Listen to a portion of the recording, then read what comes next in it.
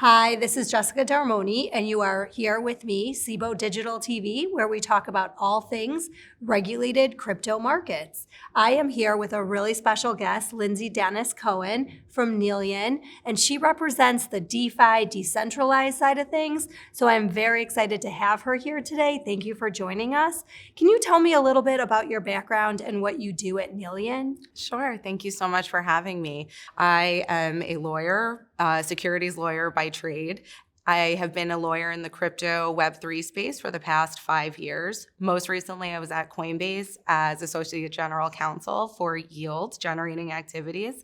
And I left in June of last year to join a really exciting Web3 project called Nillion. Nillion is building a fully decentralized network that will allow for the sharing and computation and privacy involved in nodes communicating with one another, sharing data, and it's fully information theoretic secure. What does that mean is that a node is a participant running software on a network. Each node gets a piece of information, but none of them actually get the full picture of the underlying data.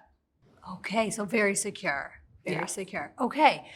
Looking at the big picture, how is it impacted by US regulations? How is the growth happening? Like we know about different apps on base layer technology. How is the growth and opportunity being impacted by the US regulations and the current regulatory regime?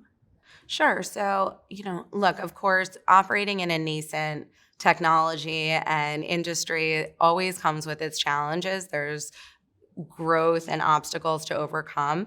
I think what we're seeing right now is that there's a bit more certainty in the non-US markets.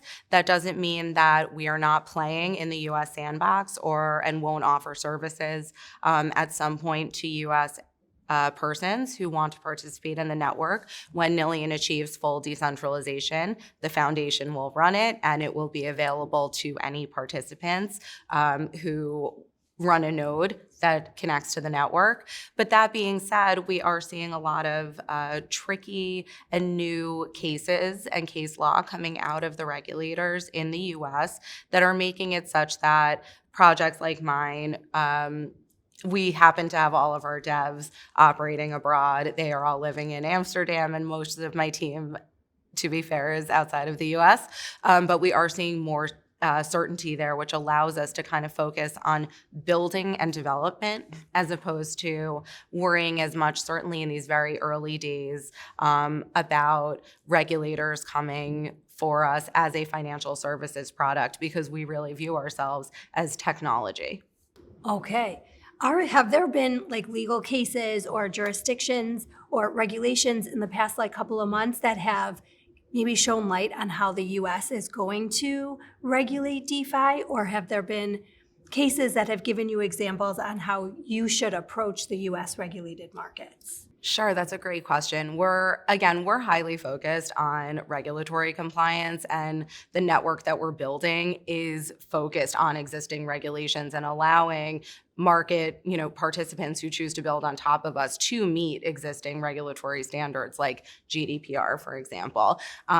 That being said, we are seeing some activity in the US that is potentially incongruous with the current trajectory of DeFi development. I would say one of those cases was UkiDAO, which I think many people are familiar with. It was an action brought by the CFTC against a DAO. A DAO is a decentralized autonomous organization. It is a very broad blanket term. It can apply to many groups of individuals who are just getting together through a network. I know someone who is applying it to a group that are putting on a concert. But in this particular context, it was a group that are getting together virtually to vote on and enforce governance measures for a network. So it's not one centralized organization making decisions on how a network should operate. Generally, these people are incentivized by their own participation in that network. So what they would want to see in terms of, functioning or token allocation to a builder, that might be decided at the DAO level. The CFTC in the Uki DAO case found that a DAO was a legal person for purposes of enforcing an action, and it viewed it as an unincorporated legal entity, and not only went after the DAO, but also went after some of the underlying members who were participating in the DAO. That just is going to make it more challenging for us to, in the DeFi space, to get folks to participate in voting, especially folks who care about their reputation or are operating within, on their day job or in some other way within the regulated financial system. We're seeing some hesitance now because of cases like that, the one that the CFTC brought, that brings, again, a level of uncertainty about operating DAOs, certainly within the United States or touching the US. Thank you, Lindsay. I want to switch gears for a second and talk about something a little topical, and that is staking right now. I know that you are passionate about this topic. Can you talk to me a little bit about staking and how regulations, the current regulatory regime, is impacting staking and your thoughts on this? Sure, absolutely. So at its core, staking is fundamental to projects in DeFi and network strength. Staking, what that really means is someone who holds a token that is usable on a network will delegate that token to a validator node. Those validator nodes do work in order to secure the network, to make it stronger, better, validate transactions, do all the things that we want the network to do quickly and accurately, so that everything is functioning as it should. We see a lot of conflation between liquidity management in the way that some projects talk about staking.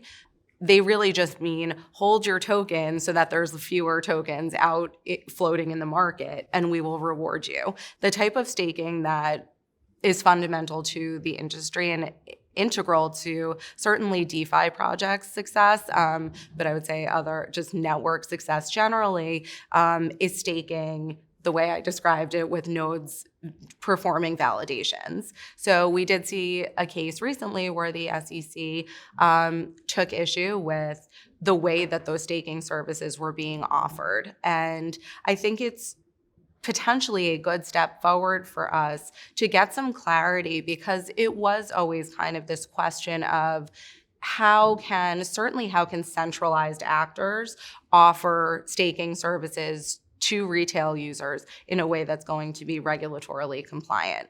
And I think for those of us who care about that, and that's many of us in the industry, this hopefully is a step towards us understanding what can these centralized regulated actors do?